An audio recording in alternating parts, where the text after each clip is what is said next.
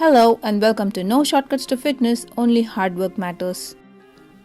In this episode, I'm going to share about the things that women who are starting intermittent fasting for the first time should pay attention to, why women in particular should pay attention to this, and also about the intermittent fasting methods that are suitable for women.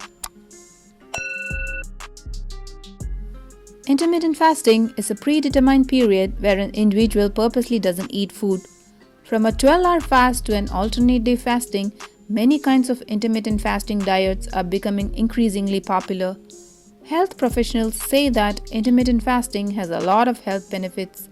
It helps us to burn fat, improve metabolism, improve eating habits, prevents certain types of cancer, and much more. From a biological standpoint, gender can impact the success of intermittent fasting. Male and female body composition and metabolic systems are different from each other. Physical activity, hormone levels, caloric intake, and fasting impacts each of us differently. There is some evidence that intermittent fasting may not be as beneficial for some women as it is for men. One study showed that blood sugar control actually worsened in women after 3 weeks of intermittent fasting, which is not the case in men. There are also many anecdotal stories of women who have experienced changes to their menstrual cycles and reaching menopause sooner than the usual after starting intermittent fasting. Such shifts occur because female bodies are extremely sensitive to calorie restrictions. When calorie intake is low, such as from fasting for too long or too frequently, a small part of the brain called hypothalamus is affected.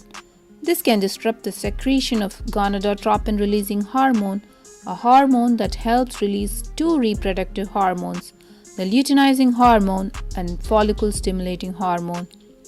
When these hormones cannot communicate with the ovaries, you run the risk of irregular periods, infertility, poor bone health, and other health effects.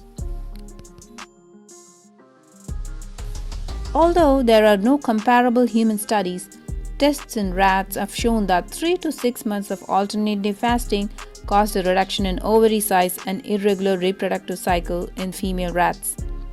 For these reasons, women should consider a modified approach to intermittent fasting, such as shorter fasting periods and fewer fasting days. Here are some of the best types of intermittent fasting for women. The crescendo method.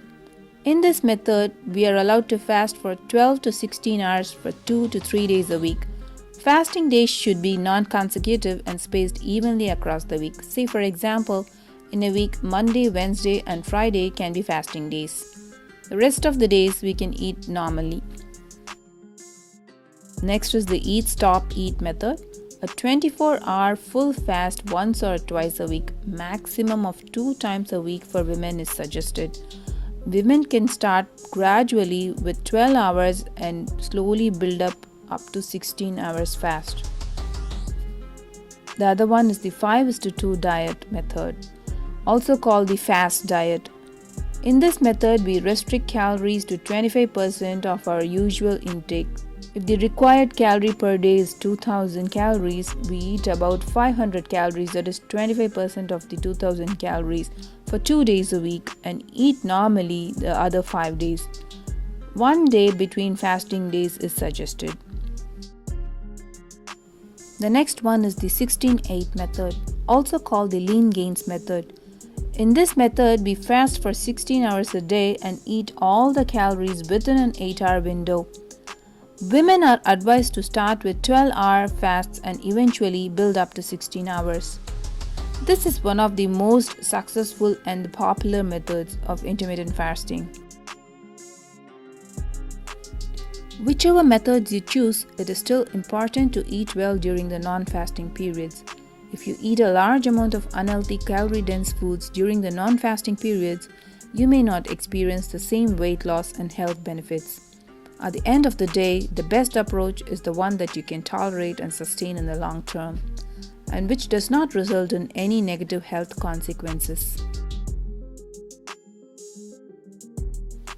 So, it's highly recommended that the first-timers always consult with a physician or nutritionist as to whether they can pursue intermittent fasting and which method might suit them best based on their health and fitness, in order to avoid any health complications and reap the benefits of successful intermittent fasting. Hope you found this episode useful. Like, share, and subscribe to Know Shortcuts to Fitness. Thanks for watching.